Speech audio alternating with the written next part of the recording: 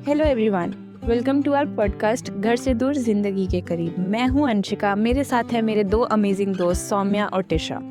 हम तीनों भारत के अलग अलग कोनों से आए हुए हैं। जैसे हमारी सौम्या है यूपी से, टिशा मध्य प्रदेश से और मैं उड़ीसा से।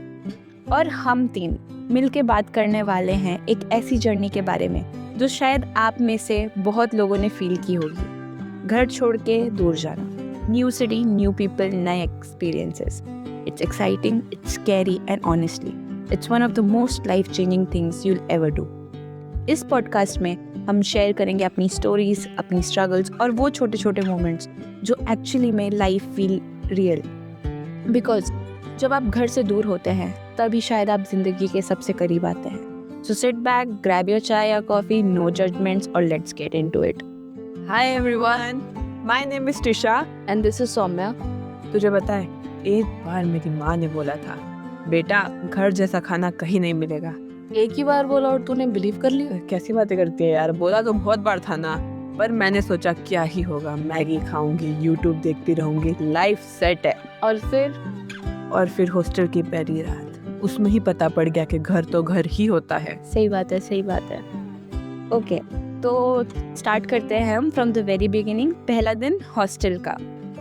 अरे पहला दिन तो मेरा बढ़िया था भाई, कमरे में बेड ही नहीं था। अरे तेरा पहला दिन नहीं था, पहला दिन तो हमारा था। तेरे तो सिर्फ बेड नहीं था, हमारे तो पीने को पानी नहीं था, खाने को खाना नहीं था और बिजली भी नहीं थी यार। खाना खाने के लिए भी 1 किलोमीटर दूर ई रिक्शा में बैठ के कॉलेज के मेस में जाना पड़ता था खाना खाने के लिए। तो बहुत छोटी चीज है, पीने के पानी के लिए भी उतना ही दूर जाना पड़ता था। चलो, ये तो हो गई पहले दिन की बात। अब बात करते हैं कि हॉस्टल में दोस्ती कैसे हुई थी। मैं तो क्या ही बताऊँ, इतनी एक्सट्रोवर्ट थी कि पहले दिन जितनी लड़कियां हॉस्टल में थी सबसे दोस्ती कर ली। और मैंने दोस्ती गलत लड़की से कर ली।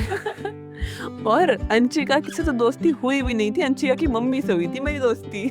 मी बीइंग सो इंट्रोवर्टेड, मेरी मम्मी मेरे को बुला के बोलती है, लो बेटा तुम्हारे दोस्त, I got readymade friends. Okay, तो अब हम बात करते हैं ऐसे इंस्टेंसेस के बारे में जो हॉस्टल को हॉस्टल बनाते हैं। वो चोरी वाला इतने मादर भी लोग थे कि रात को 10 बजे मेस बंद कर देते थे और ना तुम पानी ले सकते हो ना खाने के लिए कुछ ले सकते हो, ना ऑर्डर आने देते थे। पर गाइस, हमारे पास थी एक लाइफलाइन, मेस की विंडो, जहाँ से कूद के हम चोरी क्या करते थे। हमें पता है हमारे माँ बाप ने हमें ये नहीं सिखाया, पर गाइस पापी पेट का सवाल है ना।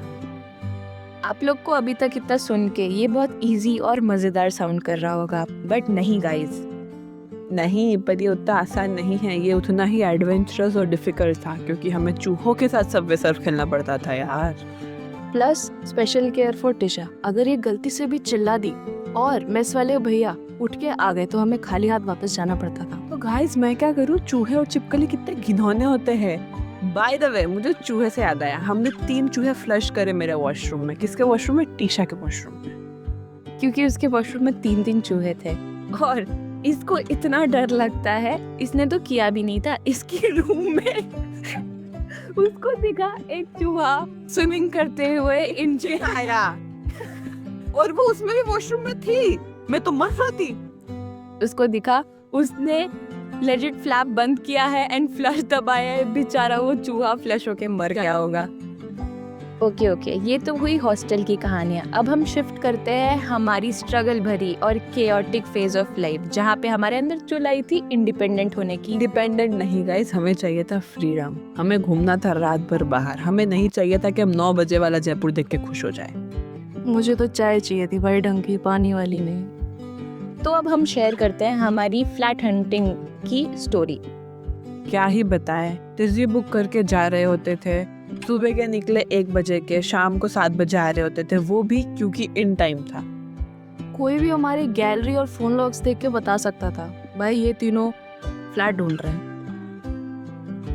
मजे की बात यह है कि हम तीनों नाम लेके नहीं बात करते थे ब्रोकर के बारे में, लेकिन तीनों समझ जाते थे कि कौन से ब्रोकर की बात हो रही है।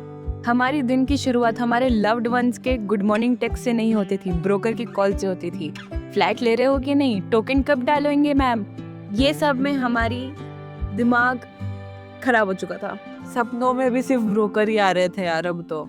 ये अरे गाइस, गलत वे में मत लो यार। अरे मुझे याद आया वो सुजीत का बहन कल उसने जो हमारे साथ स्कैम किया था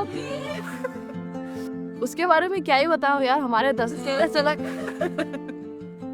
सो गाइज हमारे 10,000 रुपये अटक गए थे। क्यों? क्योंकि हमें एक फ्लैट पसंद आया था और उस ब्रोकर ने हमसे 10,000 रुपये टोकन अमाउंट कर लिए थे। मैं था तो बीप। और फिर उस आदमी ने हमारी टोकन अमाउंट रिटर्न भी नहीं करी थी, जबकि हम जा के 2-2, 3-3 घंटे उसके ऑफिस में बैठे होते थे। तो ये सब चक्करों के बाद मुझे मिला एक ब्रोकर जिससे हमने लिया एक सो कॉल्ड सोसाइटी में एक फ्लैट बहुत अच्छा था, बट टाइम के साथ अच्छा नहीं भी था। ओनर बहुत अच्छे थे हमारे, फ्लैट बहुत प्यारा था, बट अरे वो आलोक था ना भी। बाय द वे आलोक हमारा सोसाइटी का सेक्रेटरी था, एकदम गेंडा, जिसने सारी बैचलर्स की लाइफ मुहाल कर रखी थी। तो फिर आता है वो मोमेंट जब हम इंडिपेंडेंट हो जाते हैं। ओह ये तो गोल्डन एरा लगा। अपना घर, अपने रूल्स, कोई वार्डन नहीं, कोई कर्फ्यू नहीं। रियलिटी चेक कब आया? जब पहली बार हमारा रेंट का बिल आया, 26,000 एक बार में उड़ गए भाई। मैं बताती हूँ गाइस, मेरे रूम में तो रेगुलेटर ही नहीं था फैन का। किचन की लाइट हॉल से शुरू होती थी, हॉल की लाइट किचन से शुरू होती थी। इंजीनियर की ना माँ पीछे था। और जब तक चीजें स्टेबलाइज होने लगी, उसके बाद हमारी सोसाइटी ने ले ली। फिर आता है एडल्टिंग का पहला lesson, budget is equals to illusion. भाई महीने के पहले हफ्ते में कोई गरीब होना हमसे सीखे। कैसे हो सकता है कोई पहले महीने में गरीब? उधार चलते थे। सॉरी पहले हफ्ते में। हाँ। फ्लैट लेने के बाद पहली बार समझ में आया माँ घर चलाती नहीं थी, वो एक साइलेंट CFO थी। लेकिन फ्लैट में कुछ चीजें जेन्युइनली ब्यूटीफुल भी थी ना, जैसे अपने हाथ की चाय पीना, अपने मन पसंद का डेकोरेशन करना, और अपने खुद के किचन में खुद के पसंद के खाने बनाना।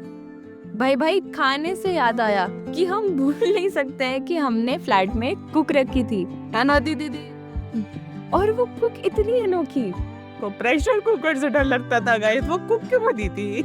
हमारा फ्लैट 7th फ्लोर, उसको लिफ्ट से भी डर लगता था। वो लिफ्ट में अकेले चढ़ के नहीं आ सकती आती थी वो। कितने फ्लोर? 7। तो अब गाइस हम अपने लिसनर्स को बताते हैं कि हमने फ्लैट क्यों छोड़ा। Saumya, will you do the honours? वही सोसाइटी के चोचले बैचलर्स को परेशान करते थे साले। उसके बाद इन सब चोचलों से परेशान होके हमने सोचा अब यहाँ से शिफ्ट करना। बाय द वे हमारे ओनर बहुत अच्छे थे। Special shout out to our owner. उसके बाद आता है फिर से फ्लैट हंटिंग का सीरीज, जहाँ पे फ्लैट देखते देखते थक गए, बट हमको मिला विला, और उसी के साथ एक नया ब्रोकर। ओनर इस बार भी बढ़िया था, छत पे खड़े होके दारू पीने की बात करता। गाइस ओल्ड मॉन्क देख के खुश हो गया। उस ब्रोकर ने हमें जो विला दिया, विला कोई जगह नहीं है, वो एक फीलिंग है जब घर से दूर रह के भी घर का सुकून मिलने लगे। पूरा घर अपना, अपनी पार्किंग, अपना सब, अपना नेबरहुड। वाओ। पर हम शांति से शिफ्ट हो नहीं सकते थे किसी जगह। हमें यहाँ पे आके पता लगा कि ओनर कोई और है, जो कि आंटी है, जो हमारे माथे पे आके घूर रही थी। हमको कहती विजिटर्स नॉट अलाउड। मैंने आंटी आपके पैसा आपके पास रखो, हम जा रहे।